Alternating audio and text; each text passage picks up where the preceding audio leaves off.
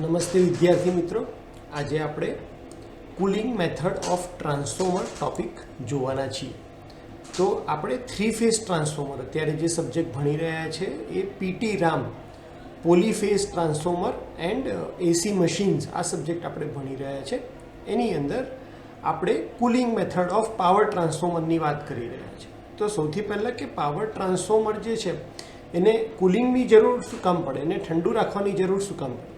આપણને ખબર છે કે આપણું જે પાવર ટ્રાન્સફોર્મર છે એને આપણે એની કોર અને વાઇન્ડિંગને આપણે એક ટાંકીની અંદર મૂકી દીધી છે અને એ ટેન્કની અંદર આપણે ઓઇલ ફિલ કરેલું છે. હવે જ્યારે પણ ટ્રાન્સફોર્મરને લોડ કરવામાં આવશે ત્યારે એની અંદર 2 ટાઈપના લોસીસ અકર થશે. એક થશે તમારા આયર્ન લોસ અને એક થશે તમારા કોપર લોસ. આયર્ન લોસ જે છે એ તમારા કોરની અંદર અકર થશે અને વાઇન્ડિંગ કોપર લોસ છે તમારા વાઇન્ડિંગની અંદર બનશે. આ બંને લોસ જ્યારે થશે ત્યારે આજુબાજુનું જે ઓઇલ છે જે કોર અને વાઇન્ડિંગની આજુબાજુ છે એ ઓઇલ એ હીટ પકડશે. જો આ ઓઇલની હીટ ઓઇલ વધારે ને વધારે ગરમ થયા કરે તો એક ટાઈમ એવો આવશે કે કદાચ એના પ્રેશરને લીધે ટાંકીને આખી ફાડી અને ઓઇલ બહાર આવી જશે અને ટ્રાન્સફોર્મરને ડેમેજ થશે.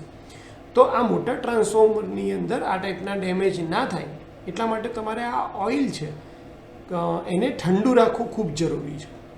ટ્રાન્સફોર્મરને તમારે ઠંડુ રાખવું ખૂબ જ જરૂરી છે અને એટલા માટે આપણે cooling methods of transformer topic આ ભણી રહ્યા છે. તો ઇન્ટ્રોડક્શનની અંદર જેમ મેં કીધું એમ કે ટ્રાન્સફોર્મરની અંદર 2 ટાઈપના લોસીસ કોર અને કોપર લોસીસ થાય છે અને એ લોસીસને લીધે હીટ જનરેટ થાય છે જે હીટ ટ્રાન્સફોર્મરને ડેમેજ કરી શકે છે ઓઇલનું ટેમ્પરેચર વધવાને લીધે.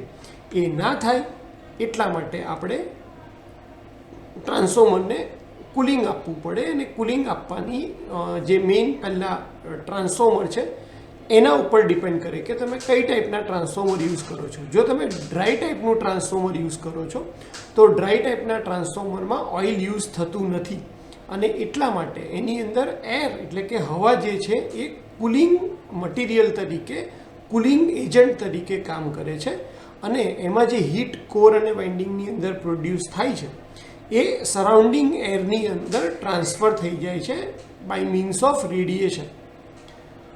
સેકન્ડ ટાઈપ છે ઓઇલ ઇમર્સ ટાઈપ ટ્રાન્સફોર્મર. એટલે જો તમે ઓઇલ ઇમર્સ કે જે ટ્રાન્સફોર્મરના કોર અને વાઇન્ડિંગ ઓઇલમાં ડૂબેલા છે એની વાત કરતા હોય તો એમાં ઓઇલ કુલન્ટ તરીકે યુઝ થાય છે અને આખી એસેમ્બલી એટલે કે કોર અને વાઇન્ડિંગ છે આખી શેની અંદર હોય છે? ઓઇલમાં હોય છે અને એને ઠંડુ પાડવા માટે તમારે અલગ અલગ અરેન્જમેન્ટ કરવી પડે. તો જે ઓઇલ ઇમર્સ ટ્રાન્સફોર્મર છે એની કુલિંગ મેથડ જે છે એ 2 વસ્તુ પર ડિપેન્ડ કરે છે. પહેલું કે એમાં કુલિંગ મીડિયમ તરીકે તમે કઈ વસ્તુ યુઝ કરવાના છો અને બીજું કે એની અંદર તમે કઈ રીતનું સર્ક્યુલેશન કરવાના છો. ઓઇલનું જે સર્ક્યુલેશન છે એ કઈ રીતે કરવાના છે. તો આની અંદર કુલિંગ મીડિયમ તરીકે આપણે શું યુઝ કરવાના છીએ? તો આપણે એર યુઝ કરી શકીએ, આપણે ઓઇલ યુઝ કરી શકીએ, આપણે વોટર યુઝ કરી શકીએ અને આપણે ગેસ યુઝ કરી શકીએ છીએ કુલિંગ મીડિયમ તરીકે. અને સર્ક્યુલેશન ટાઈપ તો તમે નેચરલ સર્ક્યુલેશન પણ કરી શકો છો ઉપરની જે કુલિંગ મીડિયમ છે એના અને એનું ફોર્સ એટલે બહારથી એક્સટર્નલ પેરામીટરથી મશીનથી ફોર્સ કરી અને તમે એનું સર્ક્યુલેશન કરી શકો છો.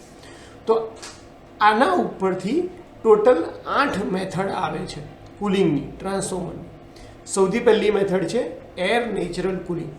આપણે ટોપિક આ ડિસ્કસ કરતાં પહેલાં હું કહી દઉં કે આપણે exam orientation point of view વાત કરીએ, એક્ઝામ પોઈન્ટ ઓફ વ્યૂ વાત કરીએ તો તમારે લગભગ 2 અથવા 3 મેથડ કોઈ પણ પૂછાતી હોય છે. એમાં પહેલી 3 મેથડ એકદમ બેઝિક છે એટલે તમારે જો એક્ઝામમાં લખવાની થાય તો તમે 4, 5, 6, 7 અને 8 આ 5માંથી કોઈ પણ મેથડ જેટલી પૂછી હોય, ધારો કે એક મેથડ એક્સપ્લેન કરવાની કીધી હોય તો 1, 2 કરવાની કીધી હોય તો 2, જેટલી મેથડ એક્સપ્લેન કરવાની કીધી હોય માર્ક્સ પ્રમાણે એ રીતે તમારે એક્સપ્લેન કરવાની રહેશે. અને આ બધી મેથડમાં ફિગર બહુ ઇમ્પોર્ટન્ટ છે એટલે તમારે ફિગર ખાસ ડ્રો કરવાનો આની અંદર આગ્રહ રાખજો અને 4, 5, 6, 7, 8 બધી મેથડની અંદર પ્રોપર ફિગર આપણે લીધી જ છે. તો ચલો આગળ વાત કરીએ. એમ તો સૌથી પહેલી મેથડ છે એર નેચરલ કુલિંગ મેથડ. આ ટાઈપની મેથડ જનરલી ડ્રાય ટાઈપના ટ્રાન્સફોર્મર, એટલે કે એવા ટ્રાન્સફોર્મર કે જેમાં આપણે ઓઇલ યુઝ કરતા નથી, તો કોર અને વાઇન્ડિંગની અંદર જે હીટ પ્રોડ્યુસ થશે એ પહેલાં ટેન્કની સરફેસ ઉપર આવશે અને ટેન્કની સરફેસ હવાના કોન્ટેક્ટમાં હોવાથી એ જે હીટ પ્રોડ્યુસ થઈ છે, જે ગરમી પ્રોડ્યુસ થઈ છે, એ હવામાં ડેસિપેટ થઈ જશે રેડિયેશનની મદદથી. બીજી મેથડ છે એર ફોર્સ કુલિંગ મેથડ.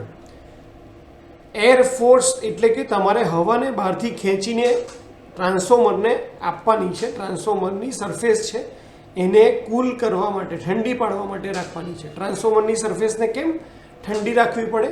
કારણ કે ટ્રાન્સફોર્મર જે છે એની સરફેસ, એની ટેન્ક છે એ ઓઇલના કોન્ટેક્ટમાં છે અને ઓઇલમાં હીટ જે છે એ કોર અને વાઇન્ડિંગમાંથી આવી છે, એટલે ટ્રાન્સફોર્મરની ટેન્ક હીટ પકડશે અને એ ગરમીને દૂર કરવા માટે આપણે હવા જ્યારે ફોર્સથી એ ટેન્ક ઉપર મારીશું ત્યારે આપણે એને કહેશું એર ફોર્સ મેથડ. તો આ મેથડની અંદર તમારે ટ્રાન્સફોર્મરની અંદર જે રેડિયેટર હોય છે, રેડિયેટરની બહારની સાઈડ આવી રીતે ફેનના સિમ્બોલ ડ્રો કરવાના છે, એટલે કે ફેનની મદદથી આપણે હવાને ફોર્સ કરી અને ટેન્ક ઉપર ફોર્સ કરી છોડીએ છીએ, હવાને ટેન્કની સરફેસ ઉપર મારીએ છીએ, જેથી કરીને એ ટેન્ક ઉપર જે ગરમી હોય એને ઇઝીલી એબ્સોર્બ કરી અને બહાર ફેંકી અને ટ્રાન્સફોર્મરની સરફેસને કૂલ રાખે, એટલે કે ટ્રાન્સફોર્મરના ઓઇલને પણ ઠંડુ રાખે. ત્રીજી જે મેથડ છે એ છે ઓઇલ નેચરલ. એટલે તમારું જે ટ્રાન્સફોર્મર છે એની આજુબાજુ તમે ટ્યુબનું અરેન્જમેન્ટ કરો અથવા રેડિયેટરનું અરેન્જમેન્ટ કરો, જેથી કરીને ટ્રાન્સફોર્મરનું જે ઓઇલ છે એ આવી રીતે સર્ક્યુલર મોશનમાં રોટેટ નેચરલી, કારણ કે જે ગરમ થતું ઓઇલ છે એ ઉપર આવશે, ઠંડુ થયેલું ઓઇલ છે એ નીચે હોય છે, તો આ જે ઓઇલ છે કન્ટિન્યુઅસલી સર્ક્યુલેટ થયા કરશે નેચરલી અને એના થ્રુ તમારું જે ટ્રાન્સફોર્મર છે એ ઠંડુ રહેશે.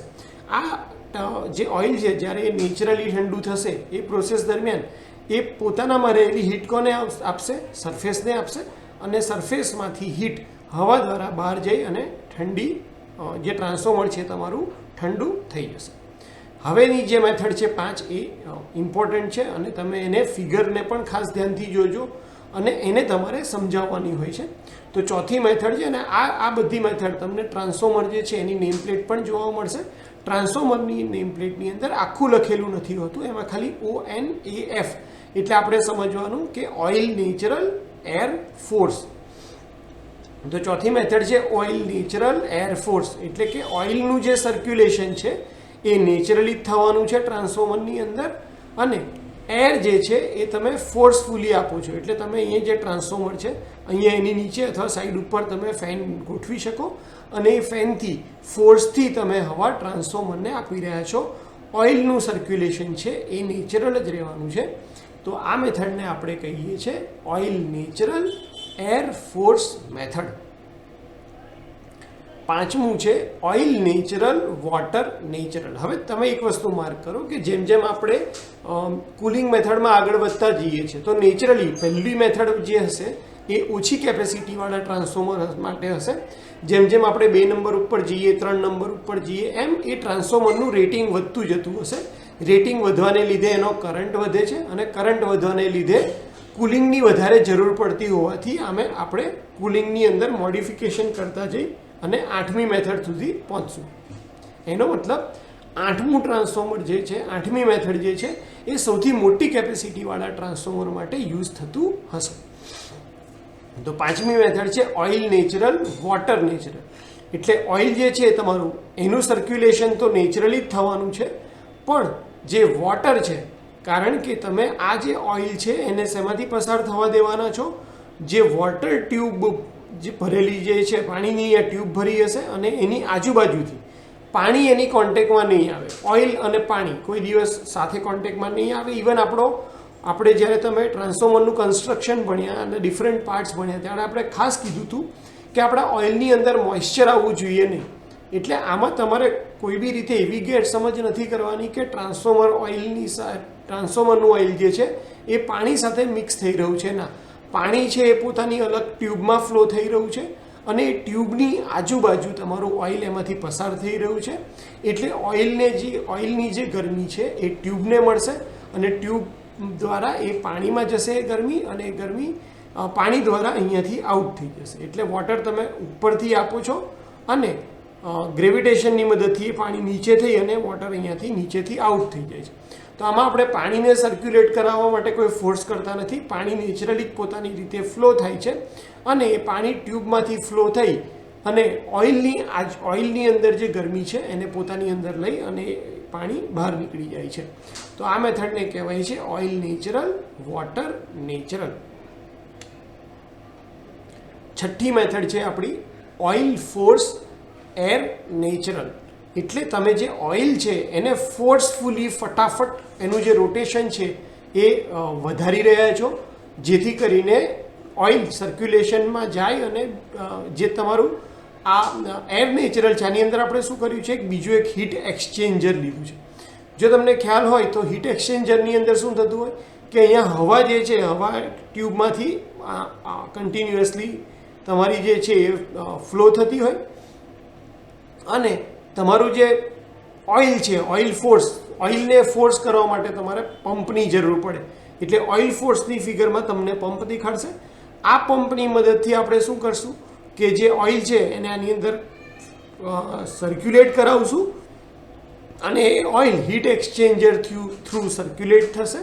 અને એટલા માટે આખું આ હીટ એક્સચેન્જરમાં જે પાઇપ છે એમાં જે હવા ભરેલી છે એ હવા શું કરશે, ઓઇલની અંદર જે ગરમી હશે એને એબ્ઝોર્બ કરી લેશે અને બાકીનું જે ઓઇલ છે આ ઓઇલ ઠંડુ પડી અને ક્યાં જશે, પાછું ટ્રાન્સફોર્મરની અંદર જશે.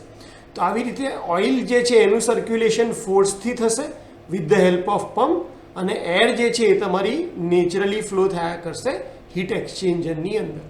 આની અંદર પણ હું કહું છું કે હવા અને ઓઇલ બંને ડાયરેક્ટમાં કોન્ટેક્ટ નથી આવવાના, એ થ્રુ ટ્યુબ થાય છે.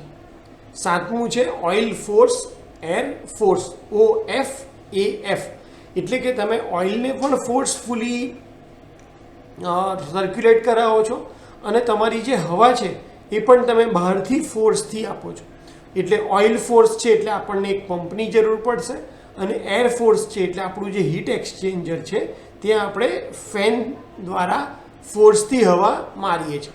હીટ એક્સચેન્જરની પોઝિશન કન્ઝર્વેટરની આપણે નીચે રાખી છે જેથી કરીને ઓઇલ પ્રોપરલી સર્ક્યુલેટ થઈ શકે અને બધા પાર્ટ્સ જ્યાં જ્યાં ઓઇલ પહોંચી રહ્યું છે ત્યાં બધે પ્રોપરલી ઓઇલ ઠંડુ રહે અને એની જે હીટ છે એ હીટ એક્સચેન્જર થ્રુ આપણે બહાર નીકાળી શકીએ. અને લાસ્ટ મેથડ છે આઠમી, ઓઇલ ફોર્સ અને વોટર ફોર્સ. એટલે કે OF અને WF. સૌથી વધારે હાઈએસ્ટ રેટિંગ કેપેસિટીવાળા જે ટ્રાન્સફોર્મર હોય એની અંદર આ મેથડ યુઝ થાય છે. આમાં પણ સેમ ઓઇલ ફોર્સ કરો છો એટલે તમારે એક પંપની જરૂર પડશે. આ જે પંપ છે અને વોટર ફોર્સ એટલે કે તમારું જે કુલિંગ ટ્યુબ જે હતી કે જેમાં પહેલાં પાણી નેચરલી ફ્લો થતું હતું એની જગ્યાએ તમે પાણીને પણ ફોર્સ આપી અને ફ્લો કરાવવાના છો. અને એટલા માટે તમારું જે કુલિંગ છે બહુ સ્પીડમાં થશે કારણ કે તમારું ઓઇલ પણ કન્ટિન્યુઅસલી સર્ક્યુલેશનમાં રહે છે અને સાથે સાથે એ સર્ક્યુલેશન થ્રુ એ જે પાણીના કોન્ટેક્ટમાં આવે છે એ પણ પ્રોપર સર્ક્યુલેશનમાં રહે છે. એટલા માટે થઈને તમને હાઈએસ્ટ કુલિંગ આ મેથડની અંદર મળશે, ઓઇલ ફોર્સ, વોટર ફોર્સ. પણ નેચરલી એનો ડિસએડવાન્ટેજ પણ હશે કે આ મેથડ કેવી હશે, કોસ્ટલી હશે. કારણ કે તમે બહારથી બે પંપ દ્વારા ઓઇલને પણ સર્ક્યુલેટ કરાવો છો, પાણીને પણ સર્ક્યુલેટ કરાવો છો, તો એનું ઇલેક્ટ્રિસિટી બિલ આવશે, એનો ઇન્સ્ટોલેશનનો જે કોસ્ટ હશે. તો આ જે કુલિંગની મેથડ છે એ વધારે ઇફેક્ટિવ છે મોટા ટ્રાન્સફોર્મર માટે, પણ સાથે સાથે એની કોસ્ટ પણ એટલી વધતી હશે. તો એ નેચરલ છે કે જેમ તમને સારું કુલિંગ જોઈએ તો તમારે ખર્ચો પણ એટલો વધારે કરવો પડશે, જે જસ્ટિફાઈબલ હોય તો. એટલા માટે નાના ટ્રાન્સફોર્મરમાં આપણે નેચરલ કુલિંગ મેથડ્સથી એપ્લાય કરીએ છીએ. જ્યારે ખૂબ મોટા ટ્રાન્સફોર્મર હોય જેની અંદર હીટિંગ ખૂબ થવાનું છે ત્યાં આપણે ઓઇલ ફોર્સ અને વોટર ફોર્સ મેથડ યુઝ કરીએ છીએ. તો હોપ કે તમને આ બધી મેથડ ખ્યાલ આવી ગઈ હશે. મેઇન તમારે બધામાં ફિગર ખાસ ડ્રો કરવાની છે. યાદ રાખવાવાળી જે મેઇન મેથડ છે એ 4, 5, 6, 7 અને 8 છે, કારણ કે એની અંદર તમે પ્રોપરલી ટોપિક્સને લખી શકશો અને 4 અથવા 7 માર્ક માટે પૂછાય તો જસ્ટિફાઈ કરી શકશો. 7 માર્ક માટે ક્વેશ્ચન આવશે તો તમારે 8 મેથડ ડ્રો કરવાની થશે. 4 માર્ક માટે આવે તો તમે કોઈ પણ 3 કે 4 મેથડ સમજાવી શકો છો. તો હોપ કે તમને ટોપિક ખ્યાલ આવી ગયો હશે. તમારો કિંમતી સમય આપવા માટે થેન્ક યુ સો મચ.